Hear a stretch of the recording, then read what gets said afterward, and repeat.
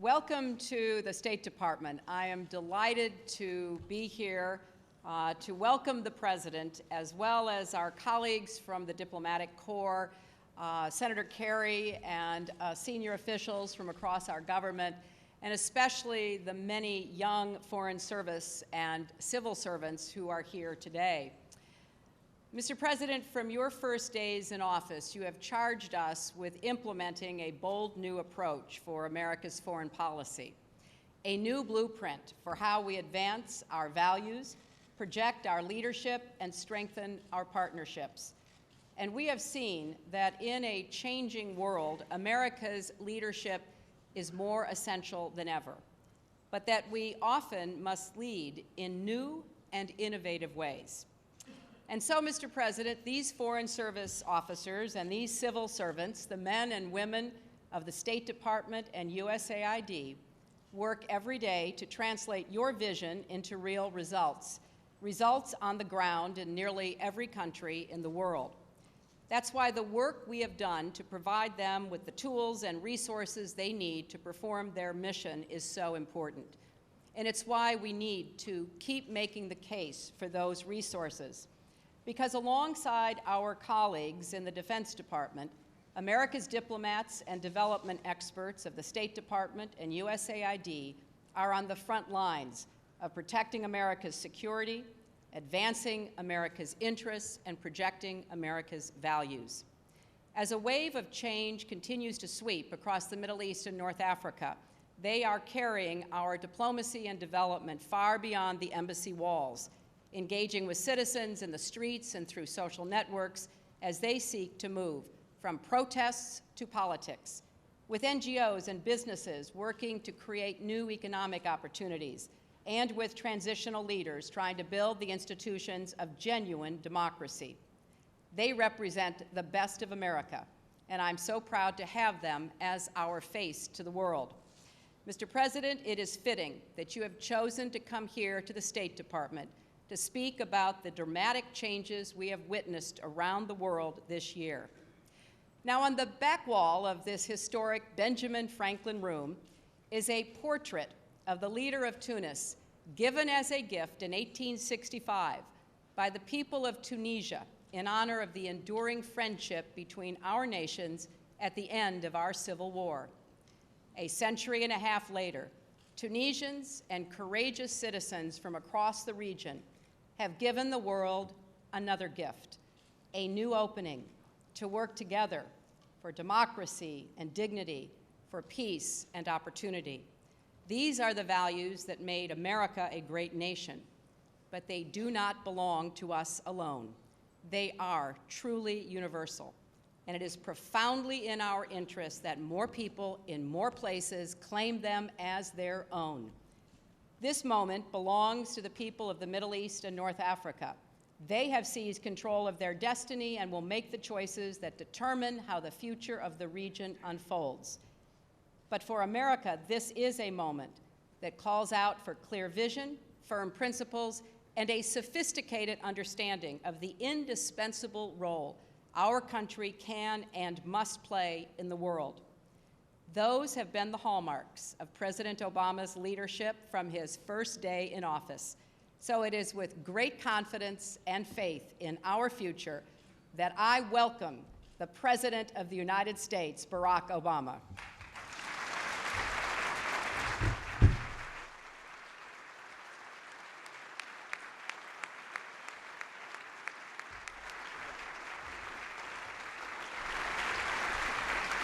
Thank you. Thank you. Thank you very much. Thank you. Please have a seat. Thank you very much. I want to begin by thanking Hillary Clinton, who has traveled so much these last 6 months that she is approaching a new landmark, 1 million frequent flyer miles. I count on Hillary every single day, and I believe that she will go down as one of the finest secretaries of state in our nation's history. You know, the State Department is a fitting venue to mark a new chapter in American diplomacy. For 6 months, we have witnessed an extraordinary change taking place in the Middle East and North Africa. Square by square, town by town, country by country, the people have risen up to demand their basic human rights. Two leaders have stepped aside. More may follow. And though these countries may be a great distance from our shores, we know that our own future is bound to this region by the forces of economics and security, by history, and by faith. Today, I want to talk about this change, the forces that are driving it, and how we can respond in a way that advances our values and strengthens our security. Now, already we've done much to shift our foreign policy following a decade defined by two costly conflicts. After years of war in Iraq, we've removed 100,000 American troops and ended our combat mission there. In Afghanistan, we've broken the Taliban's momentum. And this July, we will begin to bring our troops home and continue a transition to Afghan lead. And after years of war against al-Qaeda and its affiliates, we have dealt al-Qaeda a huge blow by killing its leader, Osama bin Laden. Bin Laden was no martyr. He was a mass murderer who offered a message of hate, an insistence that Muslims had to take up arms against the West and that violence against men, women, and children was the only path to change. He rejected democracy and individual rights for Muslims in favor of violent extremism. His agenda focused on what he could destroy, not what he could build. Bin Laden and his murderous vision won some adherents. But even before his death, al-Qaeda was losing its struggle for relevance, as the overwhelming majority of people saw that the slaughter of innocents did not answer their cries for a better life. By the time we found bin Laden, al-Qaeda's agenda had come to be seen by the vast majority of the region as a dead end. And the people of the Middle East and North Africa had taken their future into their own hands. That story of self-determination began 6 months ago in Tunisia. On December 17th, a young vendor named Mohammed Bouazizi was devastated when a police officer confiscated his cart. This was not unique. It's the same kind of humiliation that takes place every day in many parts of the world. The relentless tyranny of governments that deny their citizens dignity. Only this time, something different happened. After local officials refused to hear his complaints, this young man, who had never been particularly active in politics, went to the headquarters of the provincial government, doused himself in fuel, and lit himself on fire. There are times in the course of history when the actions of ordinary citizens spark movements for change because they speak to a longing for freedom that has been building up for years. In America, think of the defiance of those patriots in Boston who refused to pay taxes to a king, or the dignity of Rosa Parks as she sat courageously in her seat. So it was in Tunisia, as that vendor's act of desperation tapped into the frustration felt throughout the country. Hundreds of protesters took to the streets, then thousands. And in the face of batons and sometimes bullets, they refused to go home, day after day, week after week, until a dictator of more than 2 decades finally left power. The story of this revolution and the ones that followed should not have come as a surprise. The nations of the Middle East and North Africa won their independence long ago, but in too many places, their people did not. In too many countries, power has been concentrated in the hands of a few. In too many countries, a citizen like that young vendor had nowhere to turn, no honest judiciary to hear his case, no independent media to give him voice, no credible political party to represent his views, no free and fair election where he could choose his leader. And this lack of self-determination, the chance to make your life what you will, has applied to the region's economy as well. Yes, some nations are blessed with wealth in oil and gas, and that has led to pockets of prosperity. But in a global economy based on knowledge, based on innovation, no development strategy can be based solely upon what comes out of the ground. Nor can people reach their potential when you cannot start a business without paying a bribe. In the face of these challenges, too many leaders in the region tried to direct their people's grievances elsewhere. The West was blamed as the source of all ills, a half-century after the end of colonialism. Antagonism toward Israel became the only acceptable outlet for political expression. Divisions of tribe, ethnicity, and religious sect were manipulated as a means of holding on to power or taking it away from somebody else. But the events of the past 6 months show us that strategies of repression and strategies of diversion will not work anymore. Satellite television and the internet provide a window into the wider world, a world of astonishing progress in places like India and Indonesia and Brazil. Cell phones and social networks allow young people to connect and organize like never before. And so a new generation has emerged, and their voices tell us that change cannot be denied. In Cairo, we heard the voice of the young mother who said, "It's like I can finally breathe fresh air for the first time." In Sana'a, we heard the students who chanted, "The night must come to an end." In Benghazi, we heard the engineer who said, "Our words are free now. It's a feeling you can't explain." In Damascus, we heard the young man who said, "After the first yelling, the first shout, you feel dignity." Those shouts of human dignity are being heard across the region. And through the moral force of nonviolence, the people of the region have achieved more change in 6 months than terrorists have accomplished in decades. Of course, change of this magnitude does not come easily.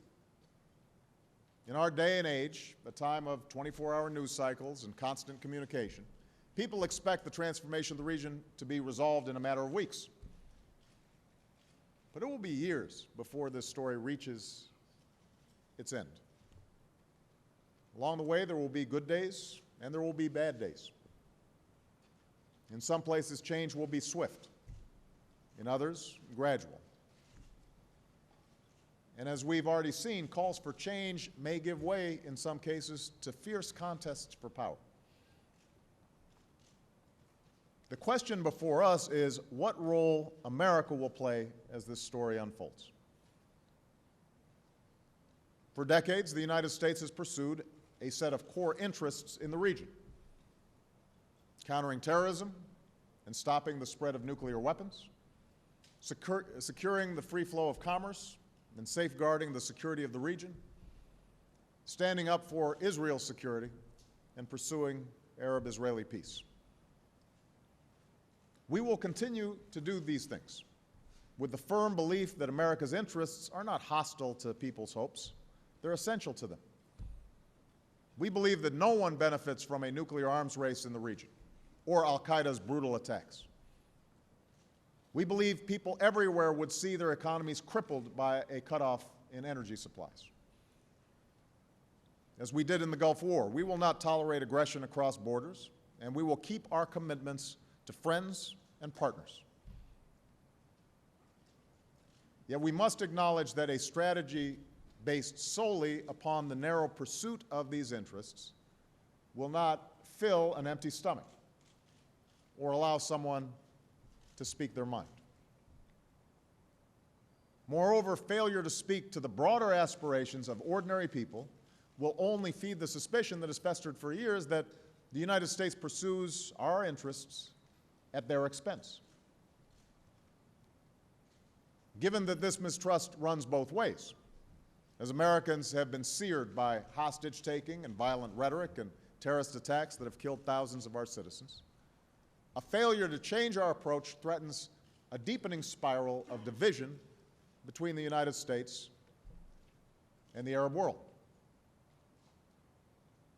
And that's why 2 years ago in Cairo, I began to broaden our engagement based upon mutual interests and mutual respect. I believed then, and I believe now, that we have a stake not just in the stability of nations, but in the self-determination of individuals. The status quo is not sustainable. Societies held together by fear and repression may offer the illusion of stability for a time, but they're built upon fault lines that will eventually tear asunder. So we face a historic opportunity. We have the chance to show that America values the dignity of the street vendor in Tunisia more than the raw power of the dictator. There must be no doubt that the United States of America welcomes change that advances self-determination and opportunity. Yes, there will be perils that accompany this moment of promise. But after decades of accepting the world as it is in the region, we have a chance to pursue the world as it should be. Of course, as we do, we must proceed with a sense of humility. It's not America that put people into the streets of Tunis or Cairo. It was the people themselves who launched these movements. And it's the people themselves that must ultimately determine their outcome. Not every country will follow our particular form of representative democracy. And there will be times when our short-term interests don't align perfectly with our long-term vision for the region. But we can, and we will, speak out for a set of core principles, principles that have guided our response to the events over the past 6 months. The United States opposes the use of violence and repression against the people of the region.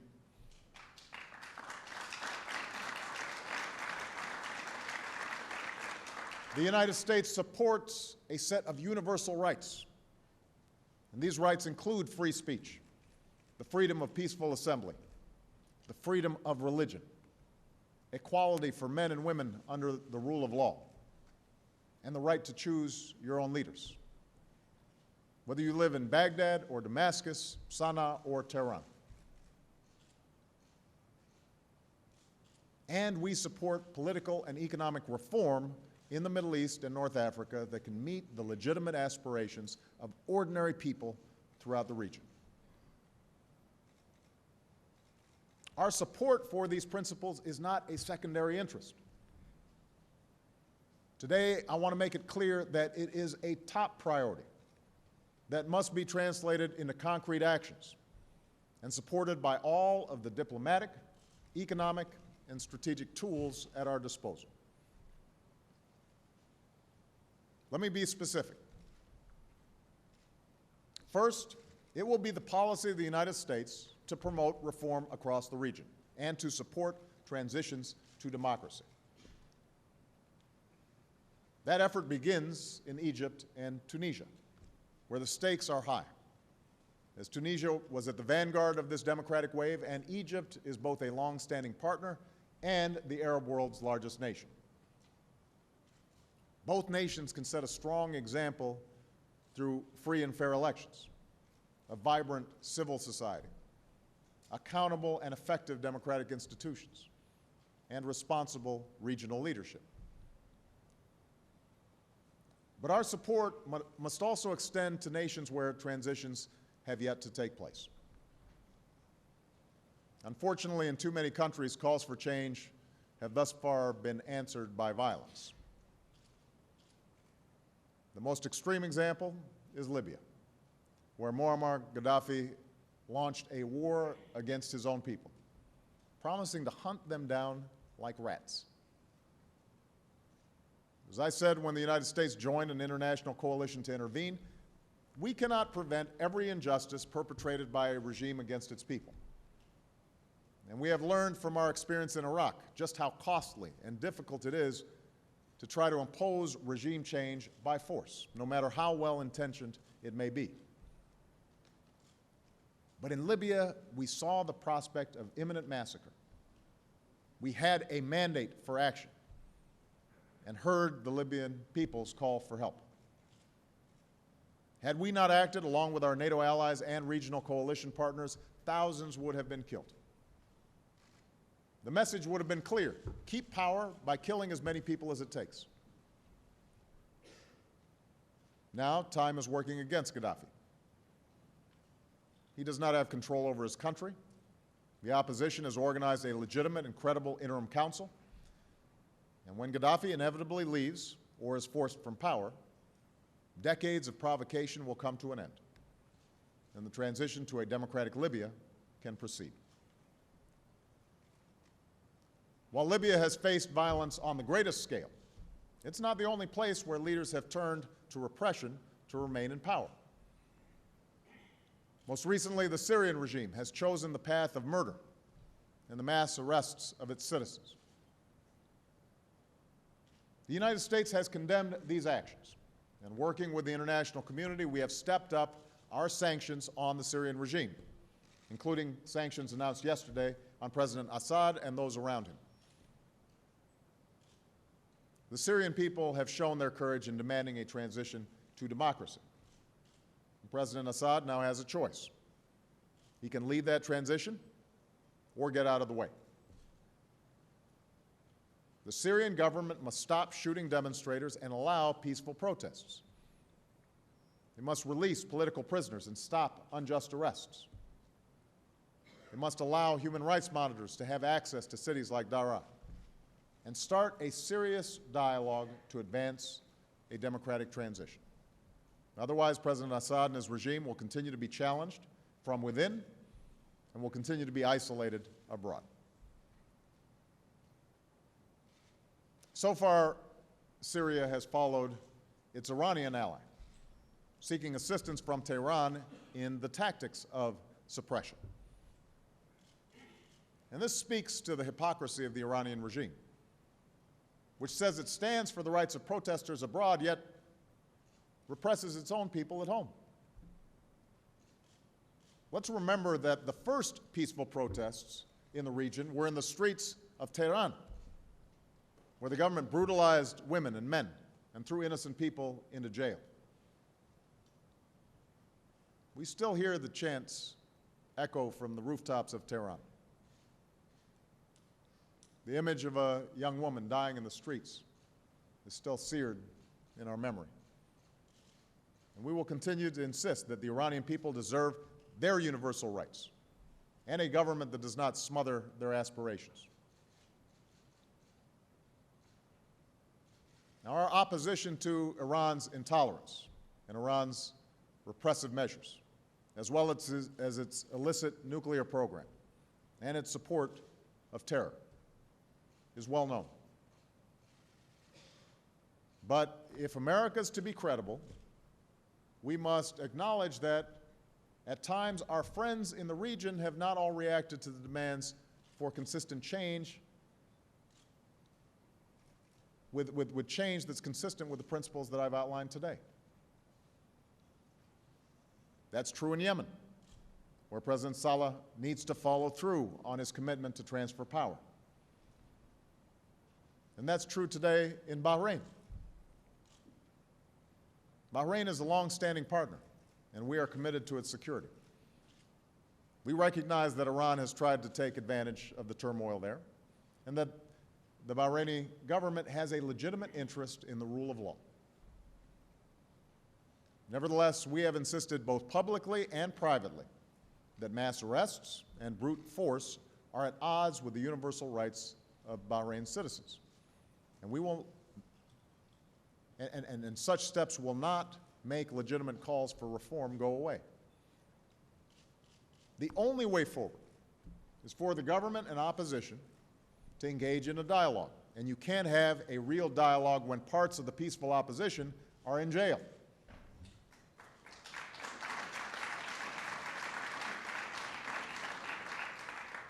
The government must create the conditions for dialogue, and the opposition must participate to forge a just future for all Bahrainis.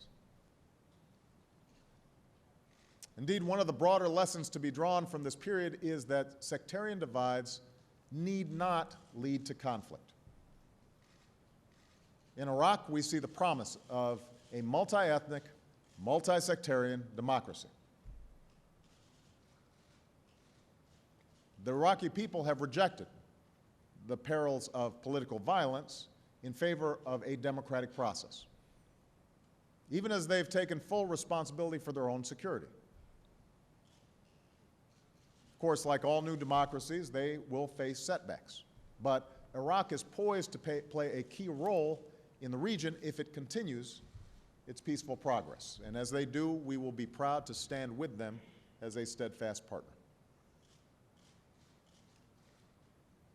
So in the months ahead, America must use all our influence to encourage reform in the region. Even as we acknowledge that each country is different, we need to speak honestly about the principles that we believe in with friend and foe alike.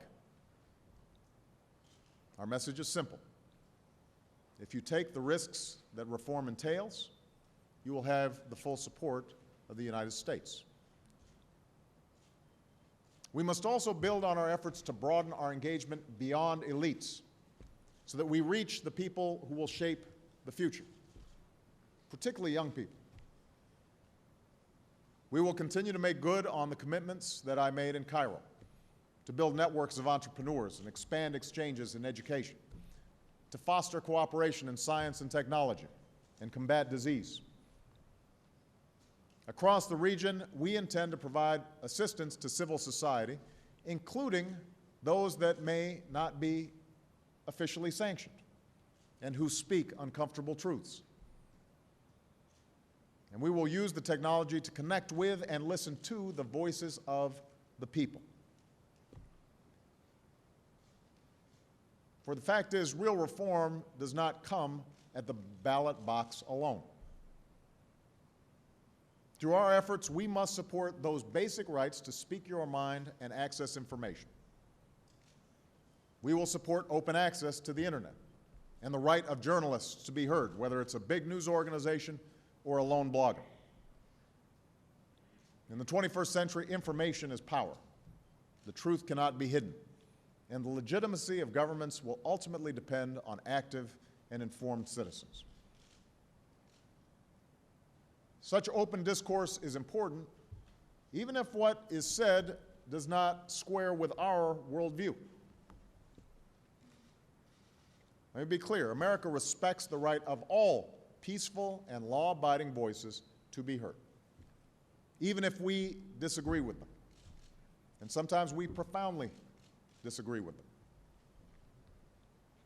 We look forward to working with all who embrace genuine and inclusive democracy.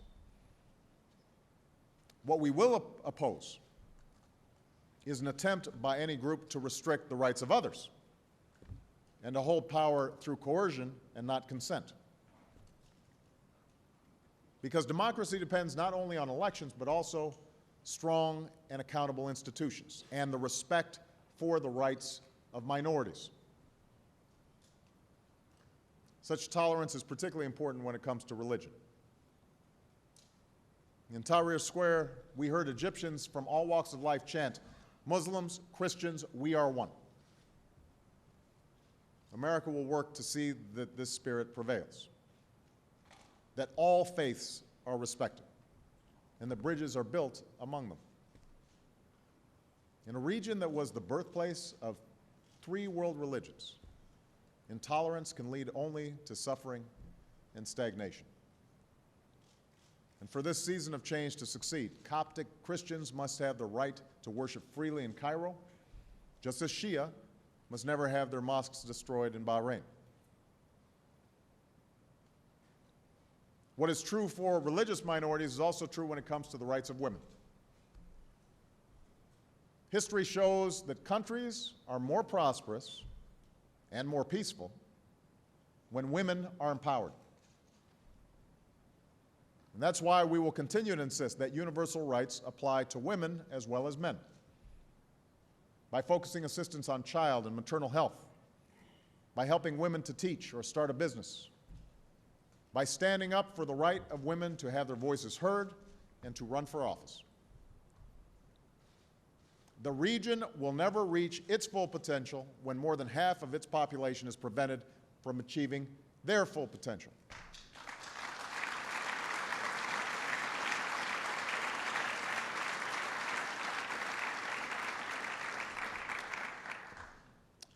Now, even as we promote political reform, even as we promote human rights in the region, our efforts can't stop there.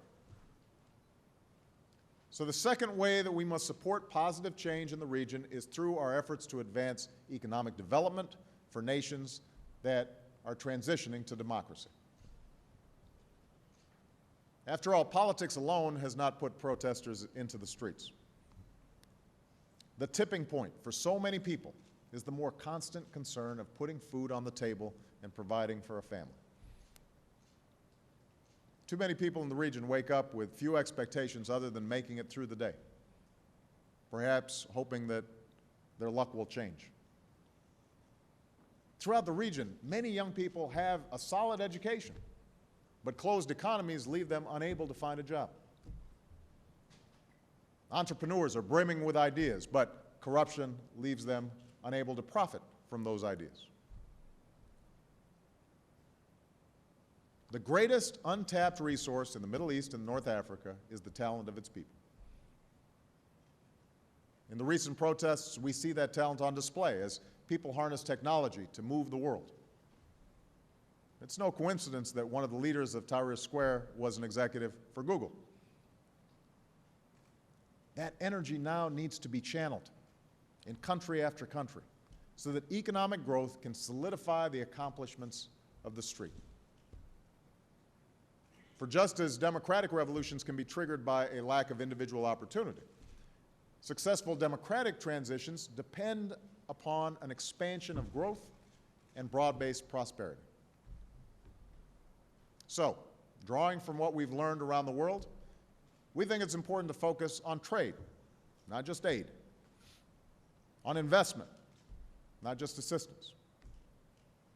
The goal must be a model in which protectionism gives way to openness, and the reins of commerce pass from the few to the many, and the economy generates jobs for the young. America's support for democracy will therefore be based on ensuring financial stability, promoting reform, and integrating competitive markets with each other and the global economy. And we're going to start with Tunisia and Egypt. First, we've asked the World Bank and the International Monetary Fund to present a plan at next week's G8 summit for what needs to be done to stabilize and modernize the economies of Tunisia and Egypt. Together, we must help them recover from the disruptions of their democratic upheaval and support the governments that will be elected later this year. And we are urging other countries to help Egypt and Tunisia meet its near-term financial needs. Second, we do not want a democratic Egypt to be saddled by the debts of its past. So we will relieve a democratic Egypt of up to $1 billion in debt and work with our Egyptian partners to invest these resources to foster growth and entrepreneurship. We will help Egypt regain access to markets by guaranteeing $1 billion in borrowing that is needed to finance infrastructure and job creation. And we will help newly democratic governments recover assets that were stolen. Third, we're working with Congress to create enterprise funds to invest in Tunisia and Egypt. And these will be modeled on funds that supported the transitions in Eastern Europe after the fall of the Berlin Wall. OPIC will soon launch a $2 billion facility to support private investment across the region. And we will work with the allies to refocus the European Bank for Reconstruction and Development so that it provides the same support for democratic transitions and economic modernization in the Middle East and North Africa as it has in Europe. Fourth, the United States will launch a comprehensive trade and investment partnership initiative in the Middle East and North Africa. If you take out oil exports, this entire region of over 400 million people exports roughly the same amount as Switzerland. So we will work with the EU to facilitate more trade within the region, build on existing agreements to promote integration with U.S. and European markets, and open the door for those countries who adopt high standards of reform and trade liberalization to construct a regional trade arrangement. And just as EU membership served as an incentive for reform in Europe, so should the vision of a modern and prosperous economy create a powerful force for reform in the Middle East and North Africa. Prosperity also requires tearing down walls that stand in the way of progress. The corruption of elites who steal from their people, the red tape that stops an idea from becoming a business, the patronage that distributes wealth based on tribe or sect. We will help governments meet international obligations and invest efforts at anti-corruption by working with parliamentarians who are developing reforms and activists who use technology to increase transparency and hold government accountable. Politics and human rights, economic reform. Let me conclude by talking about another cornerstone of our approach to the region, and that relates to the pursuit of peace. For decades, the conflict between Israelis and Arabs has cast a shadow over the region. For Israelis, it has meant living with the fear that their children could be blown up on a bus or by rockets fired at their homes, as well as the pain of knowing that other children in the region are taught to hate them. For Palestinians, it has meant suffering the humiliation of occupation and never living in a nation of their own. Moreover, this conflict has come with a larger cost to the Middle East, as it impedes partnerships that could bring greater security and prosperity and empowerment to ordinary people. For over 2 years, my administration has worked with the parties and the international community to end this conflict, building on decades of work by previous administrations. Yet expectations have gone unmet. Israeli settlement activity continues. Palestinians have walked away from talks. The world looks at a conflict that has grinded on and on and on and sees nothing but stalemate. Indeed, there are those who argue that with all the change and uncertainty in the region, it is simply not possible to move forward now. I disagree. At a time when the people of the Middle East and North Africa are casting off the burdens of the past, the drive for a lasting peace that ends the conflict and resolves all claims is more urgent than ever. That's certainly true for the two parties involved. For the Palestinians, efforts to delegitimize Israel will end in failure. Symbolic actions to isolate Israel at the United Nations in September won't create an independent state. Palestinian leaders will not achieve peace or prosperity if Hamas insists on a path of terror and rejection. And Palestinians will never realize their independence by denying the right of Israel to exist. As for Israel, our friendship is rooted deeply in a shared history and shared values. Our commitment to Israel's security is unshakable, and we will stand against attempts to single it out for criticism in international forums. But precisely because of our friendship, it's important that we tell the truth. The status quo is unsustainable, and Israel too must act boldly to advance a lasting peace. The fact is, a growing number of Palestinians live west of the Jordan River. Technology will make it harder for Israel to defend itself. A region undergoing profound change will lead to populism in which millions of people, not just one or two leaders, must believe peace is possible. The international community is tired of an endless process that never produces an outcome. The dream of a Jewish and democratic state cannot be fulfilled with permanent occupation.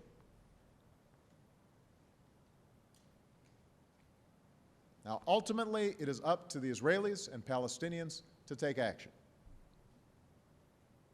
No peace can be imposed upon them, not by the United States, not by anybody else. But endless delay won't make the problem go away.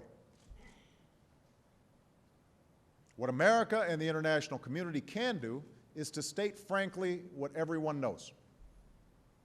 A lasting peace will involve two states for two peoples.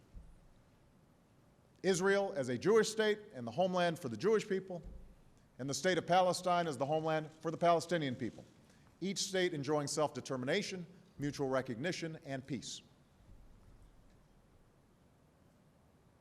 So while the core issues of the conflict must be negotiated, the basis of those negotiations is clear: a viable Palestine, a secure Israel.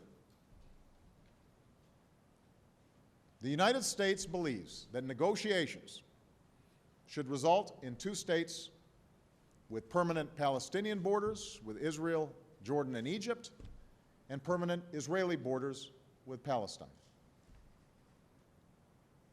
We believe the borders of Israel and Palestine should be based on the 1967 lines with mutually agreed swaps, so that secure and recognized borders are established for both states. The Palestinian people must have the right to govern themselves and reach their full potential in a sovereign and contiguous state. As for security, every state has the right to self-defense, and Israel must be able to defend itself, by itself, against any threat. Provisions must also be robust enough to prevent a resurgence of terrorism, to stop the infiltration of weapons, and to provide effective border security. The full and phased withdrawal of Israeli military forces should be coordinated with the assumption of Palestinian security responsibility in a sovereign, non-militarized state.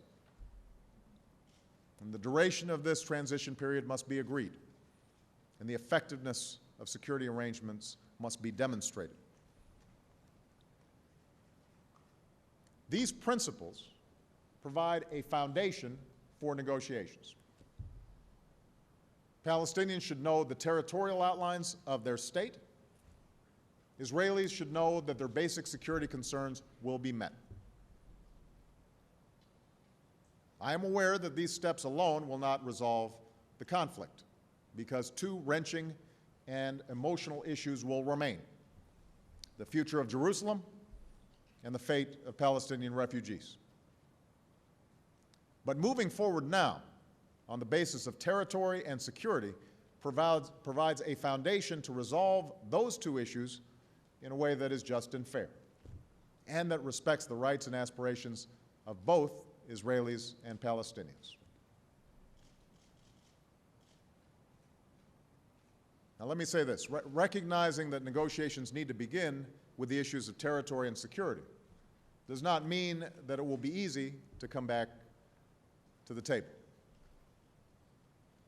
In particular, the recent announcement of an agreement between Fatah and Hamas raises profound and legitimate questions for Israel. How can one negotiate with a party that has shown itself unwilling to recognize your right to exist? And in the weeks and months to come, Palestinian leaders will have to provide a credible answer to that question. Meanwhile, the United States, our Quartet partners, and the Arab states will need to continue every effort to get beyond the current impasse. I recognize how hard this will be. Suspicion and hostility has been passed on for generations, and at times it has hardened. But I'm convinced that the majority of Israelis and Palestinians would rather look to the future than be trapped in the past. We see that spirit in the Israeli father whose son was killed by Hamas, who helped start an organization that brought together Israelis and Palestinians who had lost loved ones. That father said, "I gradually realized that the only hope for progress was to recognize the face of the conflict." We see it in the actions of a Palestinian who lost 3 daughters to Israeli shells in Gaza. "I have the right to feel angry," he said. "So many people were expecting me to hate. My answer to them is, I shall not hate. Let us hope," he said, "for tomorrow." That is the choice that must be made. Not simply in the Israeli-Palestinian conflict, but across the entire region. A choice between hate and hope, between the shackles of the past and the promise of the future. It's a choice that must be made by leaders and by the people. And it's a choice that will define the future of a region that served as the cradle of civilization and a crucible of strife. For all the challenges that lie ahead, we see many reasons to be hopeful. In Egypt, we see it in the efforts of young people who led protests. In Syria, we see it in the courage of those who braved bullets while chanting, "Peaceful, peaceful." In Benghazi, a city threatened with destruction, we see it in the courthouse square where people gather to celebrate the freedoms that they had never known. Across the region, those rights that we take for granted are being claimed with joy by those who are prying loose the grip of an iron fist. For the American people, the scenes of upheaval in the region may be unsettling, but the forces driving it are not unfamiliar. Our own nation was founded through a rebellion against an empire. Our people fought a painful civil war that extended freedom and dignity to those who were enslaved. And I would not be standing here today unless past generations turned to the moral force of nonviolence as a way to perfect our union. Organizing, marching, protesting peacefully together to make real those words that declared our nation. We hold these truths to be self-evident, that all men are created equal. Those words must guide our response to the change that is transforming the Middle East and North Africa. Words which tell us that repression will fail, and that tyrants will fall, and that every man and woman is endowed with certain inalienable rights. It will not be easy. There's no straight line to progress, and hardship always accompanies a season of hope. But the United States of America was founded on the belief that people should govern themselves. And now we cannot hesitate to stand squarely on the side of those who are reaching for their rights, knowing that their success will bring about a world that is more peaceful, more stable, and more just. Thank you very much, everybody. Thank you. Thank you. Thank you.